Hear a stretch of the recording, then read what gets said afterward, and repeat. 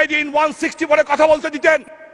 লিটন তার আত্মার তৃপ্তি দিয়ে বলতো, যেভাবে কান্নায় ভেঙে পড়ে ওই টেবিলের সামনে বলেছিল যে আমি এই কাজ করি নাই শামীম ভাই, আমি যদি না বেরোতাম আমাকে গুলি করে মারত। আমি বাংলাদেশের 90% সাংবাদিক ভালো মাননীয় স্পিকার, যারা ওয়াল ইভেন্ট ঘটাতে চায়, আর কিছু আতেল সুশীল আছেন যারা এই ঘটনাগুলি নতুন করে চক্রান্ত শুরু করেছেন। চক্রান্তটা কি? শেখ হাসিনার প্রশ্নে যারা বিন্দু পরিমাণ আপোষ করবে না তাদেরকে টার্গেট করা হচ্ছে, চরিত্র হনন করা হবে, এমন ভাবে হনন করা হবে যাতে আগামীতে তারা রাস্তায় জনগণের সামনে যেতে না পারে, কিংবা দলের ভিতরেই বিতর্ক করা হবে। হয়তো দলের ভিতরেও কিছু লোক থাকতে পারে মাননীয় স্পিকার এগুলি করার জন্য, হইতেই পারে মাননীয় স্পিকার, কারণ এই দলে মোস্তাক তো এই দলেরই লোক ছিল মাননীয় স্পিকার। তাই আমি আজকে আপনার কাছে প্রশ্ন করি, বাদ দেন মাননীয় স্পিকার আমার বিরুদ্ধে কি লিখেছে, আমাদের এই সকল সংসদ সদস্যের বিরুদ্ধে কে লিখেছে, বাদ দেন। আমাদের কোনো ইজ্জত নাই, আমাদের কোনো সমাজ নাই, আমাদের বাসাবাড়ি নাই, আমাদের বউ বাচ্চা নাই, আমাদের কিচ্ছু নাই, আমাদের রক্তের কোনো দাম নাই। আমরা মরলে কেউ কাঁদে না, আমাদের রক্ত রক্ত না, আমাদের রক্ত নর্দমার ময়লা পানি, আমাদের রক্ত নর্দমার পানি। কিন্তু শেখ হাসিনা, উনি কে? শেখ হাসিনা তো জাতির জনকের কন্যা, জাতির জনকের কন্যা, আমার প্রধানমন্ত্রী, আমার নেত্রী। আমরা যারা ৭৫-এর পরে এসেছি, শেখ হাসিনা আমাদের মা হয়, মা, আমাদের মাতৃতুল্য নেত্রী শেখ হাসিনা। 2001-11-এর সময় তার বিরুদ্ধে, যিনি সততার মূর্তমান প্রতীক, আমি যাকে দেখেছি, যাকে চিনেছি, আওয়ামী লীগ করি বলবো না, আল্লাহকে সাক্ষী রেখে বলতে চাই, আমি তো এরকম আল্লাহওয়ালা মানুষ দেখি নাই মাননীয় স্পিকার। আল্লাহকে সাক্ষী রেখে বলতে চাই, এরকম দেশপ্রেমিক আমি দেখি নাই মাননীয় স্পিকার। তিনি তার বাবার স্বপ্নের জন্য সকল বিষ হজম করছেন। উনি নীলকণ্ঠী। সেই ডেইলি স্টার পত্রিকার সম্পাদক মাহফুজ আনাম টেলিভিশনে তো স্বীকারোক্তি দিলেন মাননীয় স্পিকার যে হ্যাঁ, এই ঘটনাগুলি আমি তখন তৎকালীন ডিজিএফআই এর কারণে, এই কারণে আমরা এগুলি লিখেছি, আমরা লিখেছি। ওনাদের লেখার কারণে আমার নেত্রীকে 11 মাস জেল খাটতে হয়েছে, দুর্নীতিবাজ বানানো হয়েছে। কিসের আলামত মাননীয় স্পিকার? এগুলি কিসের আলামত? কেন তাদের কি, তারা কি সকল বিচারের ঊর্ধ্বে? তাদের মতো কিছু সাংবাদিকদের জন্য আজকে যারা সত্যিকারের ভালো সাংবাদিক, যাদের সংখ্যা 90%-এর বেশি, তারা আজকে বিতর্কিত হচ্ছেন মাননীয় স্পিকার। মাননীয় স্পিকার, আমি আপনার কাছে বিনয়ের সাথে বলতে চাই, বাদ দেন আমার নেত্রী নীলকণ্ঠী, উনি নীলকণ্ঠী, উনি বিষ হজম করেন কেন? আমার নেত্রী তার বাবার স্বপ্ন পূরণ করতে চান, এটাই তার একমাত্র মত। কি স্বপ্নটা? কি স্বপ্নটা? হচ্ছে এদেশের মানুষের মুখে হাসি ফুটানো। স্বপ্নটা হচ্ছে এদেশের মানুষের অর্থনৈতিক মুক্তি।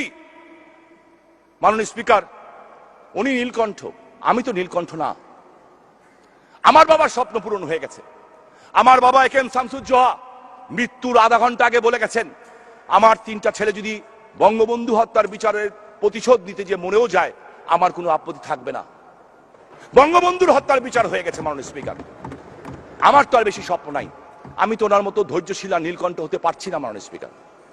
আমি তাই আজকে আপনার কাছে প্রশ্ন রাখতে চাই, তাই বলতে পারি, নেত্রী যারা দেশের বিরুদ্ধে খেলা খেলে, যারা মানুষের বিরুদ্ধে খেলা খেলে, তাদের প্রশ্নে আপোষ করেন না, কিন্তু যারা ওনার বিরুদ্ধে খেলে তাদের সাথে কিন্তু উনি ক্ষমা চাইলেই ক্ষমা করে দেন, কারণ উনি ক্ষমাশীল, উনি ধৈর্যশীল। আমি বিশ্বাস করি ধৈর্যের জন্যই উনি ইহকালে এবং পরকালে সর্বোচ্চ পুরস্কার পাবেন। মাননীয় স্পিকার, নেতৃত্বও বাদ দেন, নেতৃত্ব মানুষ, আল্লাহর রসুল। আমি তো একজন মুমিন মুসলমান, আল্লাহর রসুলেরটা কি করবেন?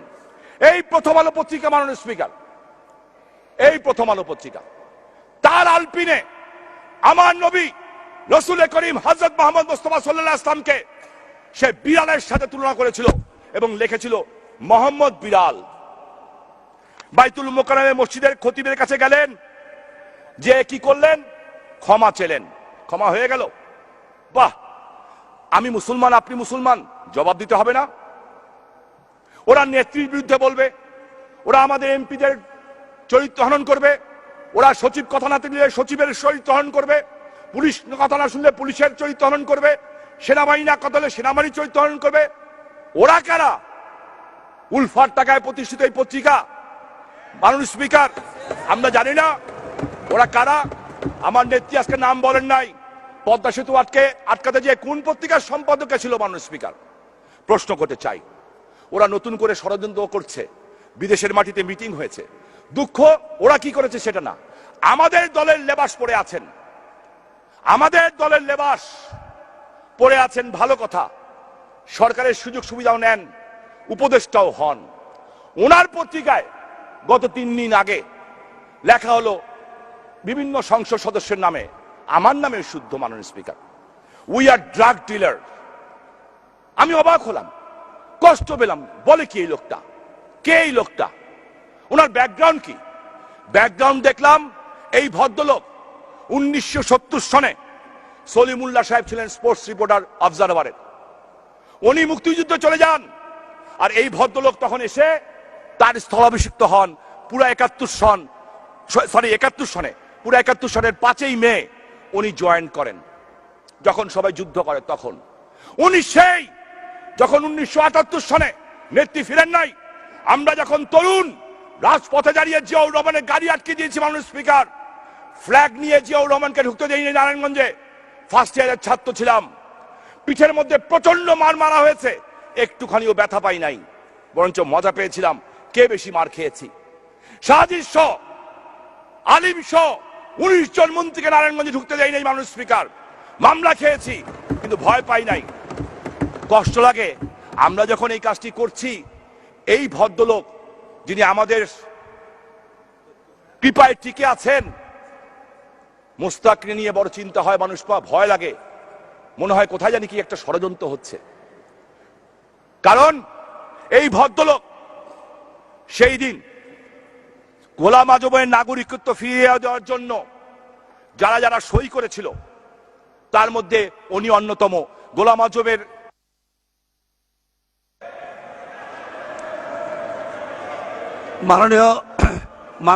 মাননীয় সদস্য, প্লিজ প্লিজ সাইলেন্ট প্লিজ। মাননীয় সদস্য, আপনার বক্তব্য শুনে আমিও অভিভূত, কিন্তু আমার কাছে সময়ের কনস্ট্রেন্টনেস অবশ্যই আছে, এটা আপনি জানেন। টাইমটা লিমিট করে দেন, মাননীয় চিফ হুইপ। তারপরও সিরিয়াল ভঙ্গ করে আমি আপনাকে বক্তব্য দেওয়ার সুযোগ দিয়েছি এই কথাগুলো শোনার জন্য। আপনি আর 5 মিনিট বলুন। মাননীয় স্পিকার, মানুষ ভাই আমার 10টা মিনিট দেন। জি, থ্যাংক ইউ মাননীয় স্পিকার। 5 মিনিট বলেন। জি মাননীয় স্পিকার, ধন্যবাদ। মাননীয় স্পিকার, আজকে কে এই ভদ্রলোক 78 সনে সই দিলেন? বইটার নাম কি? জামাতে ইসলামের থেকে প্রকাশিত বই, গোলাম আজমের সংগ্রামী জীবন। গোলাম আজমের সংগ্রামী জীবন। ওই বইতে লেখা আছে যে উনি গোলাম আজমের নাগরিকত্ব ফিরিয়ে দেওয়ার জন্য সিগনেচার করেছিলেন। সিগনেচারের কপিও আছে সংগ্রাম পত্রিকায়। কে এই লোকটা? কে? উনি তো আমাদের মধ্যেই ঘোরাফেরা করেন, প্রগতিশীল সাজেন, আর এই সংসদের সংসদ সদস্যদেরকে মাদকের সম্রাট বানানোর চেষ্টা করছেন। ওনার নাম ইকবাল সোবহান চৌধুরী। মাননীয় স্পিকার, আমি প্রথমেই বলেছি আপনাকে ধন্যবাদ দেওয়ার যোগ্য কিনা। আই হ্যাভ, আজকে এখানে আমাদের কারো রাইট নাই, নোবডি, কেউ রাইট নাই মাননীয় স্পিকার, যে আমরা আমার পবিত্র নেত্রীর গায়ে 1 ফোঁটা ময়লা কলিমা লেপন করতে পারি। আমরা পারি না। যদি আমাদের মধ্যে কেউ কোনো একজন প্রকৃত অপরাধী হয়, আমার মনে হয় আমাদের বিরুদ্ধে তদন্ত হওয়া উচিত, আমাদের স্যাক করা উচিত, সংসদ থেকে বের করে দেওয়া উচিত। মাননীয় স্পিকার, আজকে আপনার কাছে আমি অ্যাপিল করি। বহু লেখা হয়েছে, 55 বয়স হয়ে গেছে মাননীয় স্পিকার, কয়দিন বাঁচবো জানি না, তবে এদের কাছে মাথা নত করার লোক আমি না। কারণ আমি আল্লাহকে বিশ্বাস করি। মাননীয় স্পিকার, 5 ওয়াক্ত নামাজ পড়ি, সকালে কোরআন পড়ি, রাত্রে কোরআন পড়ি, তাহাজ্জুদ 17 বছর ধরে পড়ি, আল্লাহর রহমতে ছাড়ি নাই। আল্লাহর শুধু এইটাই নয়, ড্রাগ ডিলার, খুনি তো বহু দূরে কথা। মাননীয় স্পিকার, ইসলাম ধর্মে যা কিছু নিষেধ আছে তার একটাও যদি আমি সম্পৃক্ত থাকি, মাননীয় স্পিকার আপনাকে কথা দিচ্ছি, এই সংসদে দাঁড়িয়ে কানে ধরে গলায় জুতোর মালা দিয়ে বেরিয়ে যাব মাননীয় স্পিকার। আর যদি প্রমাণ করতে না পারে তাহলে কি হবে? কিচ্ছু হবে না মাননীয় স্পিকার। ওদের সাহস বেড়ে গেছে, কারণ ওরা শেখ হাসিনাকে নিয়ে বলে কিচ্ছু হয় না, ওরা আল্লাহর রসুলকে নিয়ে বলে কিচ্ছু হয় না, ওরা আমার মন্ত্রীকে নিয়ে বলে কিছু হয় না, ওরা আমাদের দলীয় সংসদ সদস্যকে নিয়ে বলে কিছু হয় না। কেন? ওদের দেখা দেখি সেই দিন ভালো সম্পাদকও তো আছে মাননীয় স্পিকার, অনেক ভালো সম্পাদক আছে। একটা অনুষ্ঠানে জিজ্ঞেস করলাম যে আপনারাও কি ওদের মতো ফলো করছেন? আমাকে যে উত্তর দিয়েছে, আমার কাছে কোনো জবাব ছিল না। বলছে আপনার লজ্জা লাগে না? আমি কেন? কই কথা বলেন, বন্ধু বান্ধব মানুষ। বললো আপনার নেত্রী শেখ হাসিনা সাহসী মহিলা, সৎ সাহসী, সাদাকে সাদা বলে, কালোকে কালো বলে, জননেত্রী শেখ হাসিনা। উনি বলেছেন সংসদে দাঁড়িয়ে, আমি ডেইলি স্টার প্রথম আলো পড়ি না। আপনার নেতারা কিভাবে যে ডেইলি স্টারের জন্মদিনে কেক কাটে, সেই প্রশ্নের উত্তর আগে দেন। কিভাবে কাটে? আপনার কোন নেতা প্রথম আলো পাঠক ফোরামের নেতা হয় কিভাবে? আজকে চিন্তার বিষয় মাননীয় স্পিকার। শুনেছি কোন এক জায়গায় বসে ষড়যন্ত্র হয়েছে, 100 জন এমপির নাম ঠিক করা হয়েছে, সেই এমপিদের বিভিন্নভাবে হেয় প্রতিপন্ন করার চেষ্টা করা হবে, এমন সিচুয়েশন সৃষ্টি করা হবে যারা ভবিষ্যতে তাদের জন্য রাজনীতি করা কঠিন হয়ে যায়। মাননীয় স্পিকার, 164 ধারায় আপনি তো আমাদের কাছে জিজ্ঞেস করতে পারতেন। আমি বলি না সমালোচনা দরকার। দি প্রফেট অ্যাকিউজড, আল্লাহর রসুলকেই তো ছাড়া হয় নাই, কোন রসুলকে ছাড়া নাই, আর আমরা তো সবচেয়ে পাপী বান্দা। লেখেন, কিন্তু আমাকেও বলার সুযোগ দেন। আমি তো 96তে পার্লামেন্টে ছিলাম মাননীয় স্পিকার। প্রথমেই কিন্তু অধিকার ক্ষুণ্ণ হলে, আমি আপনার এবং চিফ হুইপ স্যারের দৃষ্টি আকর্ষণ করছি, অধিকার ক্ষুণ্ণ হলে তাদেরকে আগে সে অধিকার ক্ষুণ্ণে 164-এ আমি যখন প্রস্তাব দিব, ওইটা সমাপ্তি করে আপনার রুলিং দেওয়া দরকার। আপনি যদি রুলিং দেন, তাদেরকে যদি তলব করেন, তলব করে জিজ্ঞেস করেন যে আমার সংসদ সদস্যের বিরুদ্ধে তুমি যে লিখেছ, তোমার প্রমাণ কি? প্রমাণ পেলে ব্যবস্থা নেন, আর যদি প্রমাণ না পান তার বিরুদ্ধে ব্যবস্থা নেন। আইন করার সময় এসছে মাননীয় স্পিকার, আইন করেন। ওরা কিন্তু খেলায় নেমে গেছে, ওরা খেলায় নেমে গেছে। মাননীয় স্পিকার, কয়েকদিন আগে একটা পত্রিকা, আমাকে একটু সময় দিন, আজকে আপনার কাছে জোরহাত করে চাচ্ছি, আমি জোরহাত করে চাচ্ছি আপনার কাছে।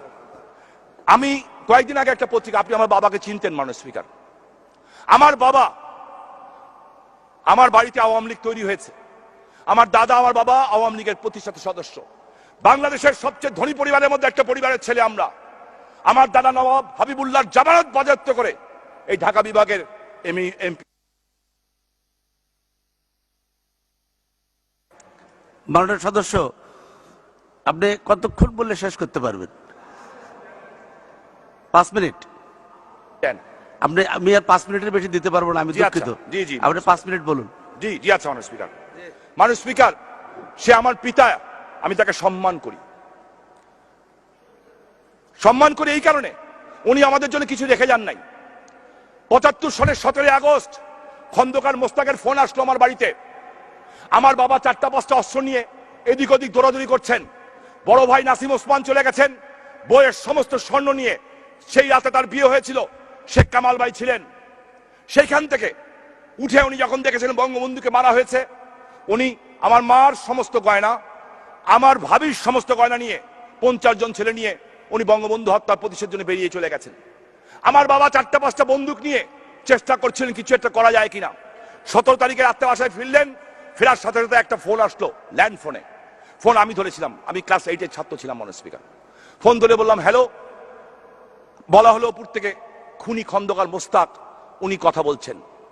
উনি আমার দাদার পয়সা লালিত পালিত হয়েছিলেন, আমাদের গ্রামের পাশেই তার বাড়ি। আমার মা, বললাম আব্বা মোস্তাক, আমার বাপ তখন ঘরে ঢুকেছেন মাত্র।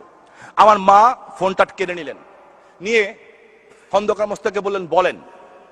বলল তুই করে বলতেন, বলছে যে আমার বাবার কথা বলছে, জোহা সাহেবকে জোহাকে বলো যেভাবে বলছেন ঠিক সেটাই বলছি, আমার এখানে শপথ নিতে, আমি ওকে মন্ত্রী বানাবো। আমার মা উত্তর দিয়েছিল যে আপনাকে একটা কথা পরিষ্কারভাবে বলতে চাই, আমার স্বামী যদি আপনার মন্ত্রী সভায় শপথ নেয়, তাহলে প্রথমে আমি নিজেকে চেষ্টা করবো তাকে হত্যা করতে। আর যদি না পারি তাহলে নিজে আত্মহত্যা করব। মাননীয় স্পিকার, আমি আমার মায়ের দিকে তাকিয়ে আমার বাবার সেই হাসি সেদিন দেখেছিলাম, এবং সাথে সাথে আধা ঘন্টার মধ্যে মোস্তাক বলল ওকে আর বাঁচাতে পারলাম না, বলছেন মেরে ফেলো। বাড়ি ঘেরাও দেওয়া হলো, আমার বাবাকে ধরে নিয়ে গেল। 75, 76, 77, 78, 79 এক বেলা ভাত খেয়েছি, এক বেলা ভাত খাই নাই। মাননীয় স্পিকার, 900 টাকার জন্য পরীক্ষার ফর্ম ফিল আপ করতে পারি নাই। বোনের বিয়ে দিয়েছি মসজিদের ভিতরে। মেজো ভাই সেলিম ওসমান ইন্টারমিডিয়েটের ছাত্র, এই লেফটেন্যান্ট কিসমত মেজর ডালিমরা তাকে ধরে নিয়ে গেছিল, অকথ্য নির্যাতন করেছে রেডিও বাংলাদেশে। এই আপেল মাহমুদ এখন গান গেতো আগে, ও তখন বসা ছিল হাতে মদের গ্লাস নিয়ে। সেইখানে আমার ভাইটাকে প্রহার করা হয়েছিল। আমি ছোট ছিলাম, পোস্টার লাগাতে গেছিলাম, পিটিয়ে সাইকেল ভাঙা হয়েছিল পিঠের মধ্যে। মাননীয় স্পিকার, অভাবের সংসার ছিল, টাকার অভাব ছিল না, সমস্ত ফ্রিজ করে দেওয়া হয়েছিল। বাড়ি নিলামে উঠিয়ে দিল জিয়াউর রহমান, বাড়ি নিলামে উঠিয়ে দিল। আদমজি, চিত্তরঞ্জন, লক্ষ্মীনারায়ণ শ্রমিকরা 1 টাকা করে চান্দা দিয়ে আমাদের বাড়ি ছুটিয়ে দিয়েছিল। শ্রমিকের বাড়িতে বড় হয়েছে। আমার বাবা কিচ্ছু রেখে যান নাই আমাদের জন্য, আলহামদুলিল্লাহ। আমার সেই বাবাকে নিয়ে আওয়ামী লীগ অফিসে কয়েকদিন আগে মিটিং হয়েছে নারায়ণগঞ্জের একটা নির্বাচন নিয়ে। সেইখানে কোনো সাংবাদিক ছিল না, আওয়ামী লীগে বিভেদ সৃষ্টি করার জন্য, যাতে আমি ক্ষুব্ধ হই, আমার দলের প্রার্থীর বিপক্ষে যাই। সেইখানে লেখা হলো যে ওই প্রার্থী বলেছেন যে আমার বাবা নাকি টাকা কামিয়েছেন, দুর্নীতিবাজ। 30 বছর হবে আমার এই 20 ফেব্রুয়ারিতে আমার বাবার। মাননীয় স্পিকার, এটা কোন রাজনীতি মাননীয় স্পিকার? আমার কাছে মনে হয় আমার বাবার কবরের সামনে গেলে যে আমি অযোগ্য সন্তান। সো আজকে আপনার কাছে আমার রিকোয়েস্ট, দেয়ার ইজ 2 চয়েস মাননীয় স্পিকার। আইদার আপনি আমাদেরকে প্রোটেকশন দেন, অর আইদার আপনি আমাকে ছেড়ে দেন, সাধারণ মানুষ বানিয়ে দেন। জাস্ট সাধারণ মানুষ বানিয়ে দেন মাননীয় স্পিকার, কারণ আমি যাতে কিছু দল এবং আমার নেত্রীর উপরে না পড়ে। তারপরে দেখাবো সাধারণ মানুষের ক্ষমতা কতটুকু। মাননীয় স্পিকার, লক্ষ লোক নিয়ে ওদের অফিসের সামনে আসতে আমাদের বেশি সময় লাগবে না। আমরা এই বাংলাদেশে বড় হয়েছি মাননীয় স্পিকার, চাওয়া পাওয়ার আশায় বড় হই নাই, এমন কোনো অপরাধ করি নাই যে আল্লাহ ছাড়া কাউকে ভয় পাবো। মাননীয় স্পিকার, আমি আপনার কাছে অনুরোধ জানাই, লিটনের জন্য একদিন আলাদাভাবে কথা বলার সুযোগ করে দিয়েন। এই সংসদ সদস্য উচিত এইটুকু সম্মান দেওয়া উচিত, শোক প্রস্তাব আসা উচিত। মাননীয় স্পিকার, আমি অনেক বক্তব্য, অনেক কিছু ছিল আমার কাছে ডকুমেন্ট। মাননীয় স্পিকার, আমি শুধু একটা কথা বলি, ষড়যন্ত্র শুরু হয়েছে, নেত্রীর প্লেনের ইঞ্জিন বিকল হয়, লিটন মারা যায়, সবার ভিতরে লেখায়। পরিস্থিতি কি এমন কেউ করতে চায় যে সকালবেলা ঘুমের থেকে উঠে বলবে প্রিয় দেশবাসী এইভাবে দেশ চলতে পারে না? কেউ বলতে চায় কিনা? যদি বলতে চায় তাহলে বলি আমরা অপপ্রচারে ভয় পাই না। তাই একটা কথা বলতে চাই মাননীয় স্পিকার, লিটনের মাকে উদ্দেশ্য করে। আমি জানি না উনি আছেন কিনা, ওনার মা নাই, যেখানেই থাকে যদি উনি শুনেন, সেটা বলতে চাই। লিটনের মৃত্যু লাশকে ধরে কবিতাটা ছোটবেলা অনেক পড়তাম। জননী মাগিছে ভিক্ষা, ঘরে ডেকে ডেকে ছেলের লাশ। 1 মিনিট বলুন, 1 মিনিট। জননী মাগিছে ভিক্ষা, ঘরে ডেকে ছেলের লাশ। বন্ধু গোয়ার বলিতে পারি না, বড় বিষ জ্বালাই বুকে। চারিদিকে আজ দেখিয়া শুনিয়া, তাই যাহা সে কই মুখে। আজকে তাই যা আসি কই মুখে। আমার কথা বাদ দেন মাননীয় স্পিকার, আমাদের তরুণ সংসদ সদস্য যারা আছেন তাদেরকে চরিত্র হনন করা হচ্ছে, এক এক সময় এক একজনকে ধরা হচ্ছে মাননীয় স্পিকার, মন্ত্রীদের ধরা হচ্ছে। আমার মনে হয় আপনি দয়া করে প্রবীণ সংসদ সদস্য হিসাবে, ডেপুটি স্পিকার হিসাবে, লিটনের গার্জেন হিসাবে, লিটনের অভিভাবক হিসাবে আপনি কিছু বলবেন আমার বক্তব্যের পরে। আমরা চাই এরপর থেকে যদি কোনো সংসদ সদস্যের ভিতরে লেখা হয়, সে যাতে 164-এ প্রথমে এসে কথা বলতে পারে, এবং যদি দোষী হয় ব্যবস্থা নেন, আর যদি দোষী না হন যারা বলে তাদের ডেকে আনেন, জিজ্ঞাসাবাদ করেন। মাননীয় স্পিকার, আপনাকে ধন্যবাদ। আল্লাহ রাব্বুল আলামিন শেখ হাসিনাকে হায়াত দরাজ করুক। জয় বাংলা, জয় বঙ্গবন্ধু, জয় বাংলাদেশ আওয়ামী লীগ।